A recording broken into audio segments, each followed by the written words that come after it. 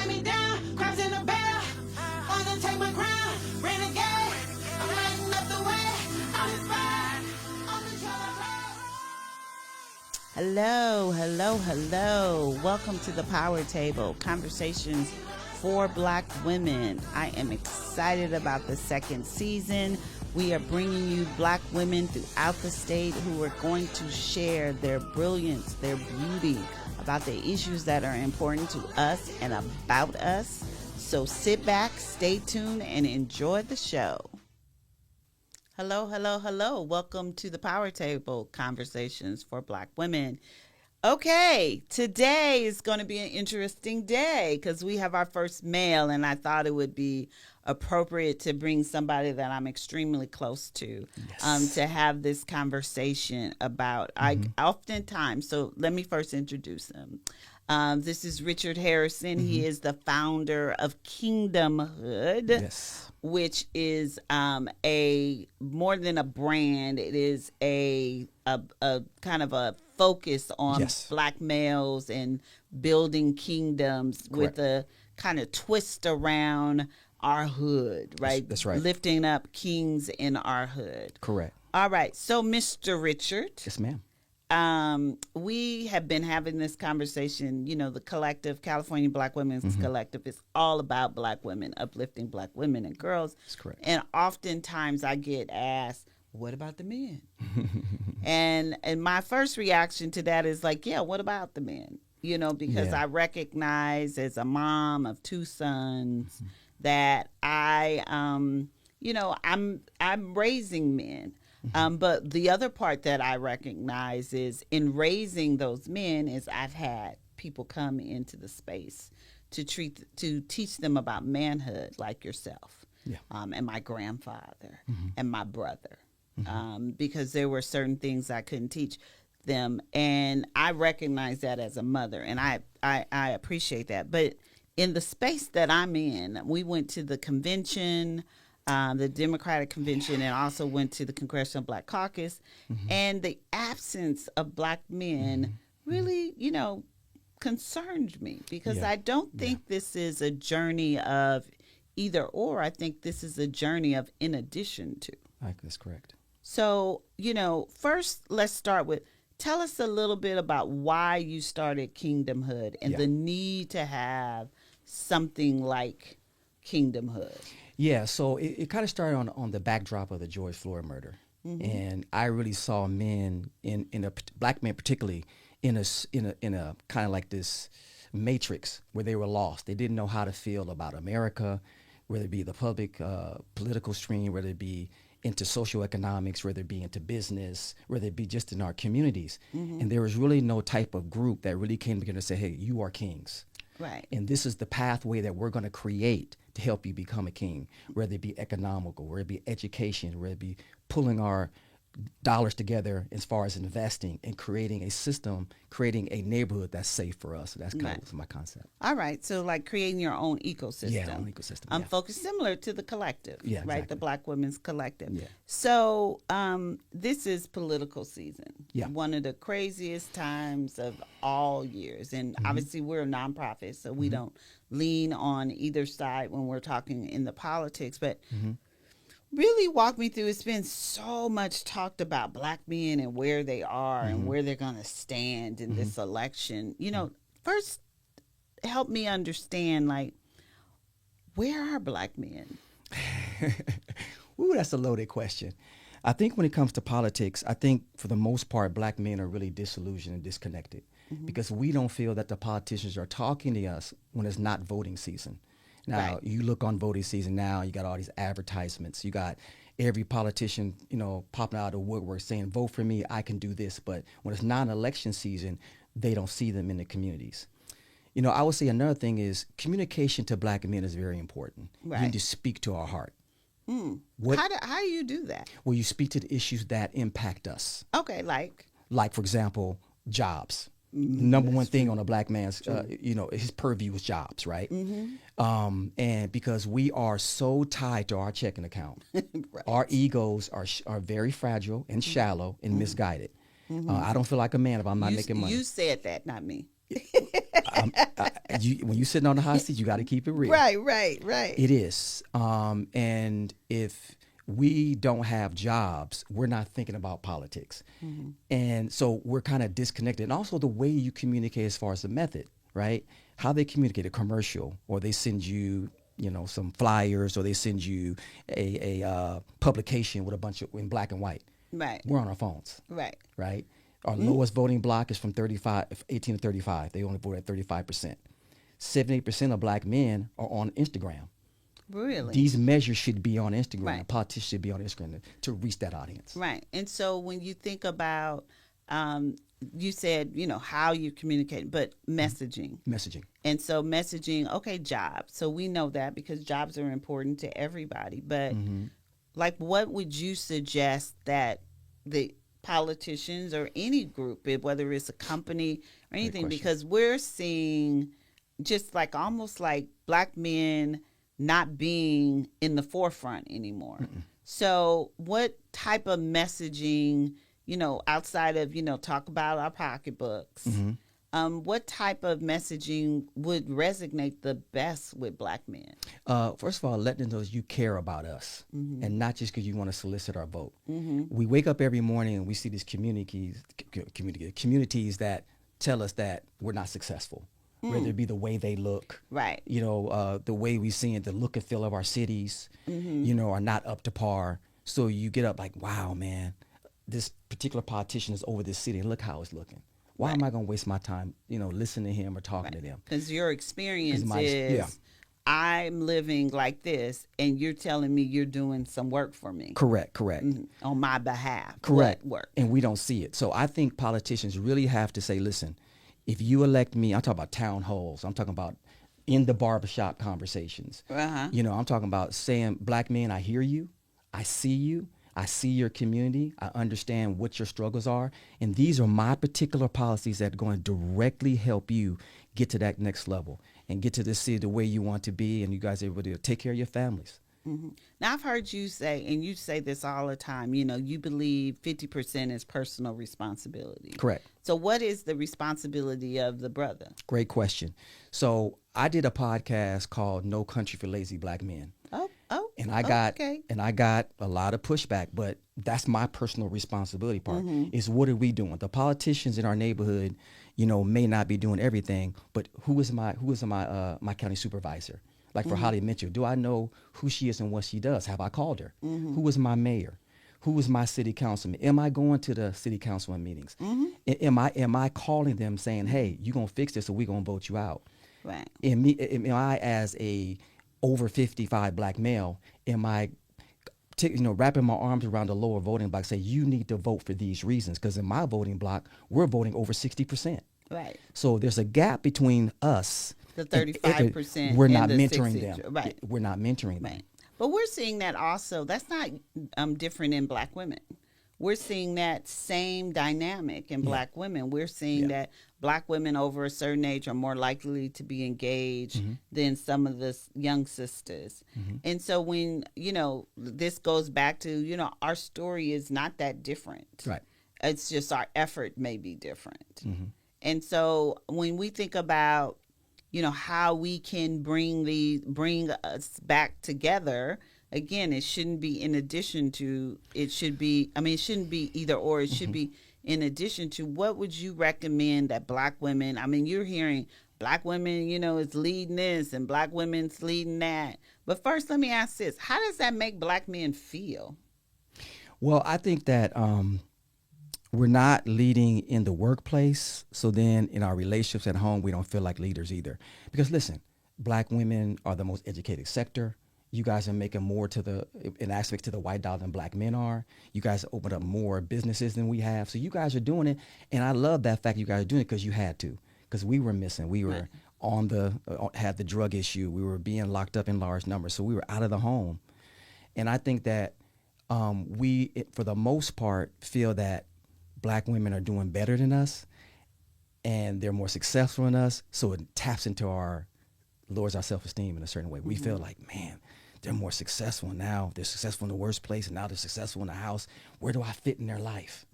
Now, what kind of? But isn't that really a narrative? Because It is. Because actually, It is. not to correct you, but black men make more closer to white males than black women do. Mm-hmm.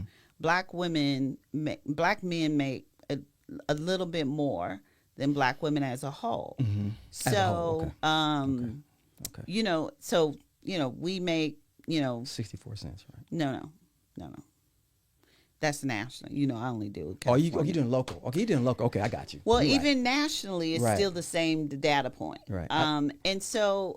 And black women are more likely to be head of household in Correct. the primary. And this is, but that doesn't, by saying that does not mean that black men are not part of the family or part of children's lives. Correct. It just No. means that We're just black not women in the home. are just not, we're taking care of the home Not by home. ourselves. Yeah. And Correct. That's correct. And so, how do we figure this out? Meaning, I don't need you in my home to still be my partner, Correct. right? How do we figure it out Okay. together? How do Right. we figure it out? Right. Because right now we know there's a stone wall between black men and women. Right. And here's the personal responsibility part: is black men, we need to do better in how we approach our women, right? And we seem to find a safe space in every other race except black women. When black women have done the most for us, they've carried us. I mean, we are thus far because of you guys. But for some I agree. but for some reason we don't see that value. We have this Right. this negative paradigm where if I'm with a black woman, she won't be telling me what to do, how to do it, where to We go. will. I Okay. mean, that's why. But I mean, we're no different than we're no different than any other woman. I mean, all Right. women tell their men. I remember when I worked in corporate America, I would say, "Hey, are you going to that blah blah blah blah" to my white male boss, and he would say, "Well, I have to call boss lady and see what she said." Right. Yeah. And Yeah. this notion that black women, are more bossy or all that kind of stuff. That's like so not true. I agree. I agree. Women are I agree. nah. You and I used to have arguments about this. And Like what? We used to talk about, you used to say, well, you don't know how to let a man be a man. Correct. And I would say, I'm just being me. Like that wasn't really received the way, like you could sit here and be saying all these political correct because all these women going to be watching. Exactly. And you don't want them to come looking for no, I don't. you. Look, Yvonne Wheeler crucified me for a T-shirt. I can imagine if I say something wrong. Right. But what's the real deal though? I mean, Okay. how do we as cohabitants on this earth as brothers and sisters build together, particularly in the political space? Well, I think that black women see the value in politics. Black men, for the most part, don't. Okay. Because we just don't see the value in it. And I will hold accountable the older black men because we turn out in large numbers than the lower voting population. So we need younger. the younger voting population. So we actually need to put our arms around them and say, this is why you vote. This is what I saw in the 80s and 90s. People that are older than me, this is what we saw during the civil rights movement. Because we're kind of like high impact voters. So like, for example, we turned out in large numbers during the civil rights movement. We turned out in large numbers against when Barack Obama got elected. So if it's not sexy and big, we just don't turn out. So our local races who are so important, we don't see the galvanized, we don't see the importance in them, we just don't turn out. But it's up to us as older black men to say, hey man, you need to vote. Your local election, the national is one thing, but locally is very important. How did you have been criminal justice system impact. Yeah. And we know that impact has really discouraged individuals from being part of the political process, whether you're in states that basically say you can't vote.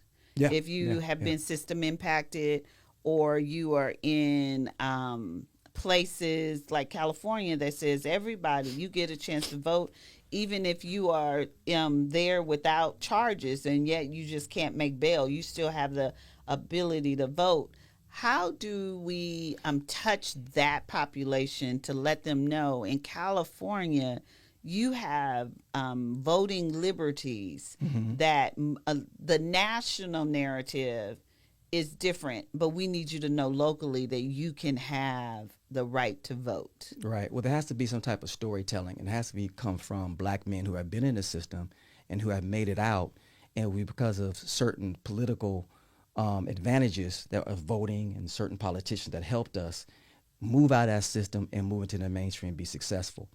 So, like myself, I catch brothers that are coming out of the system. I say, hey, man, I vote, and this is why I vote. When I came out of the system, the current administration had the JTPA. I was able to get in that program, do the work, and it paid for my Microsoft engineering certification. So it turned my life around. That's because we had the right people in place, and that kind of really gave me I want to vote from now on because this is why it works. So when they hear stories from people like me, they're more apt to do it. Otherwise, they're like, why should I vote?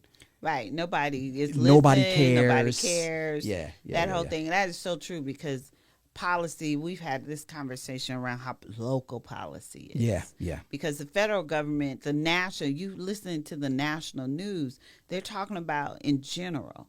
Yeah. And then you miss what happens even in your own state and why that's important.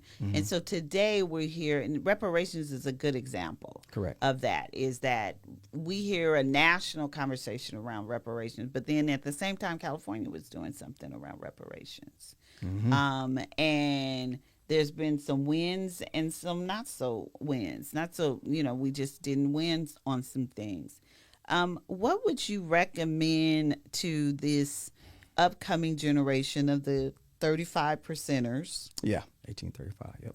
What would you recommend to them? Like some of us have those 35 percenters. I have two of them. You have one of them. Yeah. I know my sons, have been raised to vote, and they know how to vote. But what would you say to a parent of particularly a black woman who has a father who actually has a young 35 percenter? What would you recommend to them to really get their kids to understand the importance of voting? Because we grew up in our generation of X with liberties that they no longer have. Correct. So, I always try to paint them a historical picture, and that's look at what people have went through for your right to vote. You got people that were Fannie Hamer, who was beaten. You got part of the MLK why he was taken out of here. You got the Honorable Marcus Garvey. You got Malcolm X. You got Medgar Evers. These people who put it on the line so you could go vote. I said, so you have to really take advantage of what we fought for. And as you vote, and not just vote, but get involved. See, voting is just your access to complain. But once you vote, how are you getting involved? And you need to do that because if you want this world your city to be better for you and your Jersey to come after you, you got to vote. Yeah, because those potholes don't go away. They don't go away on without their you. Without you telling them you got potholes on your street. Yeah. You give a lot of these historical, phenomenal individuals, but the reality is they think that's too far back. And they may not be able to connect with Martin Luther King or a Fannie Lou. Yeah. How do you bring it about today? Well, look, we're not too far from the crime bill and how, because of voting, and how California utilized that for 3 strikes and increased our prison populations, tripled the number. They went way up. So that's all voting. Yeah. You know what I mean? That's all voting. It's if your city is like the potholes, if you got trash all along the 110 freeway, the 10 freeway, that is your politicians not cleaning it up. If your schools are bad, that's your school board. You know what I mean? If you have certain parks in your counties that are not taken care of, that's your county supervisor. And if you want to improve these things, you have to engage politicians and hold them accountable for what they said they're gonna, what they asked for your vote. So being involved in politics is not only good for you as an individual, it's good for your city in general. And so now, okay, so we're now voting. And then what happens after we vote? Yeah. So then we vote. They've made campaign promises to us. So now it's our responsibility to call them and say, hey, you said you were going to do that. And this is where black men actually fail. Because we all say that, oh, these people are running our neighborhoods and they're not doing anything. Okay, so what are you doing? That's where the personal responsibility comes is, does my mayor know my name? How many times have I called him? How many meetings have I showed up to? What about my city councilman? Am I knocking on their doors? Am I galvanizing and say, hey, look, I got a movement here. And if you don't fix these potholes, you out of here. And going to them and voicing our concerns. And we're not doing it. Right. We're sitting around complaining and not doing anything. So we have to be more active. So you mentioned like a couple of places, barbershops in the community. Where else can we create safe spaces for black men to hear all of this information? Yeah. So, yeah, I think definitely town halls are very important, coming into the communities where they are. Safe spaces, just you can do social media. You can actually do, since the majority of young black men are on Instagram and the TikToks, and black boys are spending more time on these social media sites than any other race, then you need to be on there doing shows. You know, just like you have algorithms that market. If you go on Nordstrom's and buy some shoes, Which I do. do you do right? Which I do. So they have this 1835 population they know lives in California. They can market to them and get them and speak to them through social media. They're not really doing that. Well, and I just heard recently, even like the gaming platform, there's a gaming platform, streaming thing, and that they do ads there and they Yep. do stuff. And so so these young folks that are on these, like my oldest son who loves gaming, right? Yep, That yep. there's all these new tools and everything. And you have really owned that space, and you go out and you stream. To my dismay, you go out there and you pop up everywhere. Like you Yeah. pop up. It Yeah. doesn't matter where you are, you'll pop up. And so what is that? Like, explain that, and why is that important for black men like yourself to participate in this virtual world? Yeah, this That social media. Yeah, that like I just, because Yeah. when you say social giga media to yoga. me, Yeah. I think Facebook. Yeah. And I'm like, well, I post all the time in Facebook, but that's not So- what you're doing. Everything we know about marketing, everything we know about messaging is reach, right? And you want to have as much impact that you can possibly get in the shortest amount of time, because people have very short attention spans. So the way to reach people is through TikTok. That's where they're at. You want your message to pop up on every algorithm. You want to pop up on every mainstream social media site that you can, because that's going to get into people's minds, get into people's get on their stream. And when people hear messaging over and over again, they start to buy into it. Look at our current situation. Right. So if we have these messages around black men that we need you to be active participants in this process, In voting, we yep. need to go and get out the vote. We need to go to TikTok, and we need to go to, what was the other one? You go to Instagram. They do Instagram. Snapchat. I don't do Snapchat. Snapchat, But I would say right. if you Instagram and TikTok, you in the game. When I'm YouTube in the game, as well. right. So Yeah. Facebook is not in the game. No. No. You so old school. I am old school, Yeah, and I Facebook love ain't it? being old school Yeah. too. But well, Yeah. listen, Mr. Harrison, I really appreciate you being here and doing this I thank you so show. much We for have to having do me. this more often. We do. I think that people need to see, like I said, some people assume Yeah. that because I'm so pro black women and girls that I'm not also pro black men and boys. Well, And you are. I appreciate you coming on. I appreciate you sharing some of the knowledge that you have. So Yeah. thank you.